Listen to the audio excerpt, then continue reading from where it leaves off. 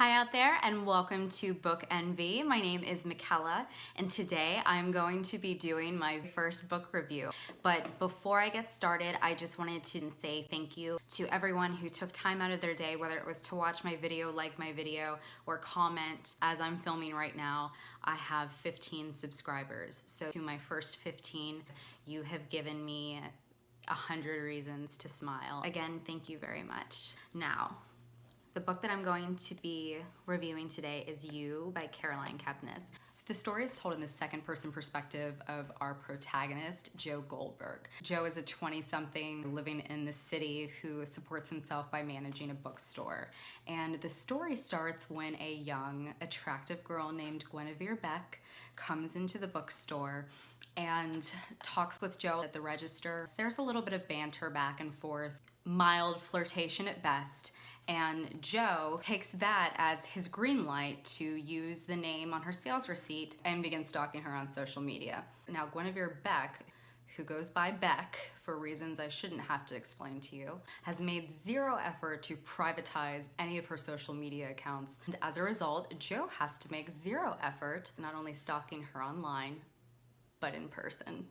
The plot escalates as his fixation with her grows. If it isn't enough that he has no regard whatsoever for her personal space or respect for her privacy, he's also possessive. I know, will the charm ever end? So what are some of the things that I really liked about this novel that I think you could really like about this novel? Well, for starters, holy stranger danger, this book is fantastically creepy. Telling the story from the stalker's perspective was just such a breath of fresh air. I've never actually read any other psychological or suspenseful book that involved such intimacy with the reader. In the time and age of Gone Girl, The Girl on the Train, I always get a sense when reading those books that there is so much emphasis that's been placed on having a plot twist. And in doing so, that has actually weakened the narrative. And this was not the case here. In some ways, you could really say that this is kind of like a cautionary tale.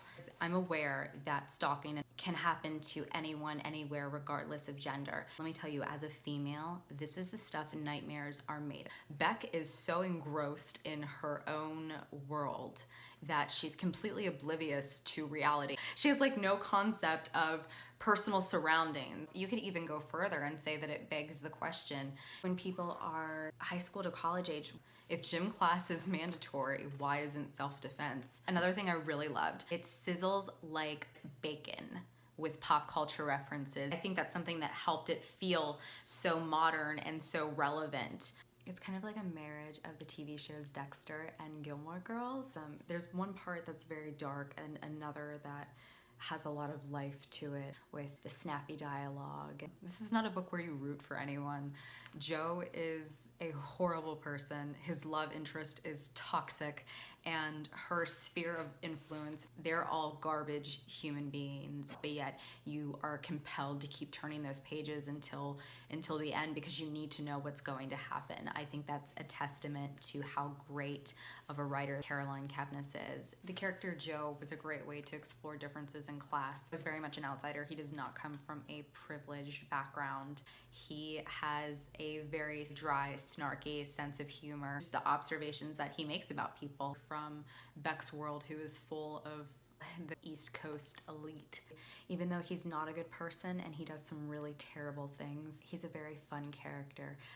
Some things that people may not like about this book. Sexually, it's very graphic. It does not hold back. If you are a person that does not enjoy that or it makes you uncomfortable, that is definitely a valid concern for you. A slight downside to this book for me was the length of it. If there were maybe 25, 50 pages that were eliminated, I don't think that that would have hurt the transitioning between scenes. Please do not let that be a deal breaker because, again, her writing is great. There's times where it's mediocre, and I think maybe that's what happens a little bit whenever you're working with someone's direct account of something versus having a narrator. Mostly it shines bright like a diamond, and part of what makes this story so much fun is that it's told from Joe's perspective, and I would hate to have seen that sacrificed. Let me tell you, I love the cover. However, my critique of this, were I just going through a bookstore and I saw this, I would be intrigued by the layout. I think it's aesthetically pleasing. However, when you open and you read, I'm not going to read the whole thing, but it says, "Love hurts. When aspiring writer Guinevere Beck strides into the bookstore where Jo works, he's instantly smitten. Beck is everything Jo has ever wanted. She's gorgeous, tough, razor smart, and sexier than his wildest dreams. He'd kill to have her." Not to judge a book by its cover, but its cover sleeve, I was completely underwhelmed by what that had to offer. Fortunately, the guy in the bookstore was the one who made the suggestion for me to read this, because had he not and I just came across it, I don't know that I would have given it much of a chance otherwise. Sorry to say. I just feel like this book is so underrated, and even though many people have heard of it, I don't understand for the life of me why this book is not more famous.